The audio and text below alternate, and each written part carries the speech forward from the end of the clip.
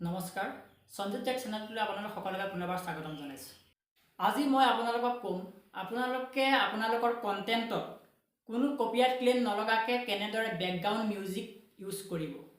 আপোনালোকে ইউটিউবৰ পৰা কপিৰাইট ফ্ৰী ছং বা মিউজিকবিলাক যেতিয়া আপোনালোকৰ ভিডিঅ'ত ইউজ কৰে কেতিয়াবা তেনেধৰণৰ ছং বা মিউজিকবিলাকতো কেতিয়াবা কপিৰাইট ক্লেইম লাগি যায়।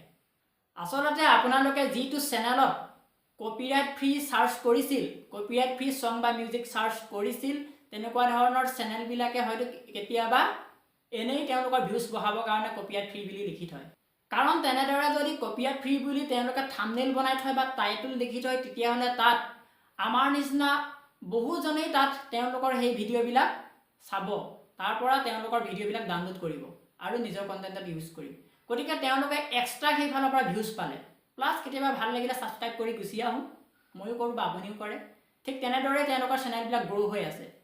কিন্তু আপোনালোকে দেখিব, আপোনালোকে সেই কণ্টেণ্টবিলাক যেতিয়া ধুনীয়াকৈ এডিটিং কৰি তেওঁলোকৰ মিউজিক বেকগ্ৰাউণ্ড মিউজিক হিচাপে আপোনালোকে ইউজ কৰি ইউটিউবত যেতিয়া আপলোড কৰে, অলপ টাইমৰ পিছতেই আপোনালোকে দেখিব তাত কপিৰাইট ক্লেইম আহি গ'ল।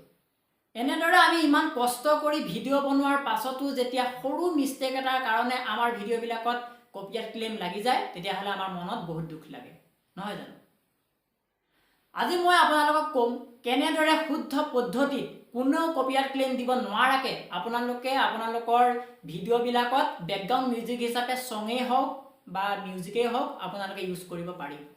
মই আজি আপোনালোকক গেৰাণ্টি দি ক'ব পাৰিম, মই দিয়া টিপছটো যদি আপোনালোকে ব্যৱহাৰ কৰে তেতিয়াহ'লে আপোনালোকৰ কণ্টেণ্টত কোনেও কপিৰাইট ক্লেইম লগাব নোৱাৰে। আহক তেতিয়াহ'লে মই আপোনাক চিধা মোবাইলৰ স্ক্ৰীণলৈ লৈ যাম। প্ৰথমতে আপোনালোকে ইউটিউবটো অন কৰি লওক। মোৰ ইউটিউব অন হৈছে। এতিয়া আপোনালোকে ইয়াত চাৰ্চ কৰক আছামিজ, যিকোনো চাৰ্চ কৰক, যি প্ৰয়োজন হয় আপোনালোকৰ বেকগ্ৰাউণ্ড মিউজিক। মই আছামিজ নিউজ ছং চাৰ্চ কৰিলোঁ। এতিয়া আছামিজ নিউজ ছং চাৰ্চ কৰাৰ লগে লগে দেখিছে অসমীয়া ছংবিলাক ইয়াত আহি গৈছে। আপোনালোকে এতিয়া দেখিছে ওপৰত যোনটো থ্ৰী ডট, ওপৰত যিটো থ্ৰী ডট, সেই থ্ৰী ডটত আপোনালোকে এবাৰ ক্লিক কৰক। এতিয়া চাৰ্চ ফিল্টাৰত আপোনালোকে তলত দেখিছে নীলা আখৰে আছে ক্ৰিয়েটিভ কমন। আপোনালোকে এই ক্ৰিয়েটিভ কমনত টাচ কৰক আৰু এতিয়া আপোনালোকে এপ্লাই কৰক। এতিয়া দেখিলে ক্ৰিয়েটিভ কমন এপ্লাই কৰাৰ পাছত যিমানবিলাক ছং আহিলে, যিমানবিলাক ছং আছে এইবিলাক সকলো কপিৰাইট ফ্ৰী ছং। আপোনালোকে এইবিলাক যদি ইউজ কৰে আপোনালোকক কোনেও কপিৰাইট ক্লেইম লগাব নোৱাৰে। মই আপোনালোকক এটা ভিডিঅ' প্লে' কৰি দেখাই দিছোঁ।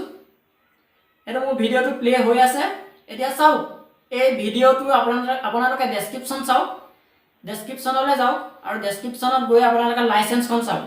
ইয়াত যোনখন লাইচেঞ্চ দেখিছে creative common attribution license, reuse allow, ইয়াৰ ৰিউজ কৰিবৰ কাৰণে ইয়াত এলাউ কৰি থৈছে।